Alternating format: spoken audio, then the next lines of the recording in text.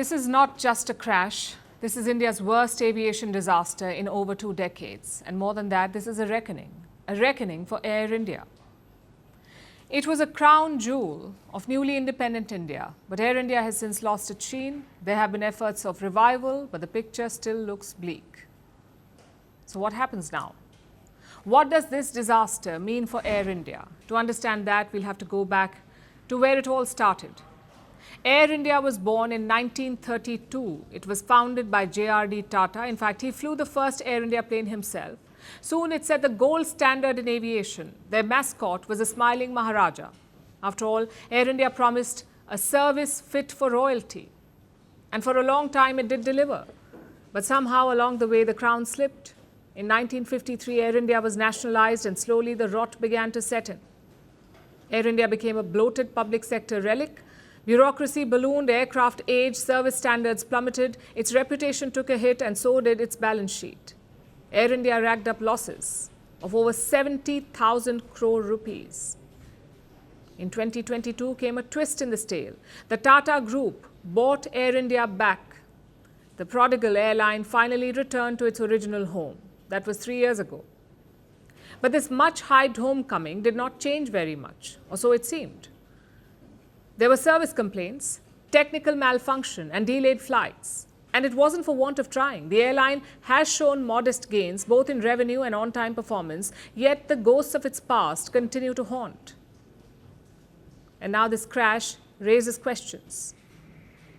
Reports say a meeting was called today between Air India and the DGCA, India's civil aviation watchdog. The airline has been asked to submit a report on the health of all their aircraft. The Air India CEO has since issued a statement. I want to brief you on a serious incident that involved an Air India aircraft a short while ago. But first, and most importantly, I would like to express our deep sorrow about this event. This is a difficult day for all of us at Air India, and our efforts now are focused entirely on the needs of our passengers, crew members, their families, and loved ones. I know that there are many questions, and at this stage, I will not be able to answer all of them. There is no clarity on what happened, but this is the worst case scenario for any airline. A crash is not just a human tragedy, it is a corporate earthquake. The impact is immediate. Bookings collapse, stocks plummet, headlines scream, and the real damage unfolds slowly. Airlines face massive compensation costs, insurance premiums, they skyrocket. Regulatory scrutiny tightens. More critically, consumers begin to flinch at the brand because airlines do not just operate on planes and fuel, they run on confidence. Lose that and you're grounded. Look at Malaysia Airlines. In 2014, one of its flights disappeared, the other was shot down. The airline lost billions of dollars and they had to rebrand. Then there are the likes of Fly Jamaica. After a crash in 2019, it had to stop operations. Air India is already staggering under the weight of public frustration, so this disaster could knock it out. Now, we don't yet know the official cause of the crash. Engine failure, pilot error, maintenance issues, we don't know. The black box will speak in time. But already this tragedy fits an unsettling pattern. In recent years, Air India has faced multiple technical incidents. Let me show you some reports. In January this year, an Air India flight made an emergency landing in Bengaluru. The issue was engine failure. In 2024, there was a hydraulic issue on a flight from Delhi. It had to be diverted to Russia. Another flight made an emergency landing in Thiruvananthapuram. Again, technical reasons. One Air India plane had to land after a crack in the windshield. A flight from Newark to New Delhi made an emergency landing in Stockholm. This was due to an oil leak in one of the engines. I could go on, but you get the gist. So can Air India survive this one? The short answer is maybe. The long answer is not unless everything changes. Yes, Air India has some things going for it. It is backed by the Tata Group, which has money and influence. It can absorb short-term losses. It still holds valuable international flying rights.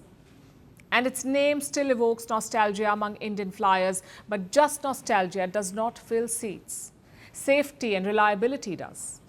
So this crash has changed the stakes. The regulators will move in, insurance providers will circle like hawks, global aviation bodies will demand answers, and flyers, they will flee to other airlines. In a best-case scenario, the crash acts as a catalyst. The Tatas double down, they accelerate fleet renewal and prioritize safety. And that seems to be the goal here. Recently, Air India placed an order to buy 570 new planes. So they need to double down on rebooting the airline. But if history is any guide, such reinventions are rare. Airlines, like empires, have expiry dates. Sometimes they crash before they land. Now we don't know what it will be for Air India. Will it rise from the flames or will it sink under the weight of its own past? Only time and action will tell. Firstpost now available in 9 languages on YouTube. English, Stands at $36 trillion. French, Le FMI, comme German, Geschäftsführenden Direktoren, Hindi, $30 trillion ka karj mo. Indonesian, Pemerintah tanpa pemeriksaan. Italian, Sekali radikali. Japanese, 4 兆ドル以上も. Portuguese, Por causa do próprio balanço patrimonial. Spanish. Beautiful bill. Go to Settings, click on Audio Track and select the language of your choice. Be the first to know what's happening around you in your first language. Firstpost.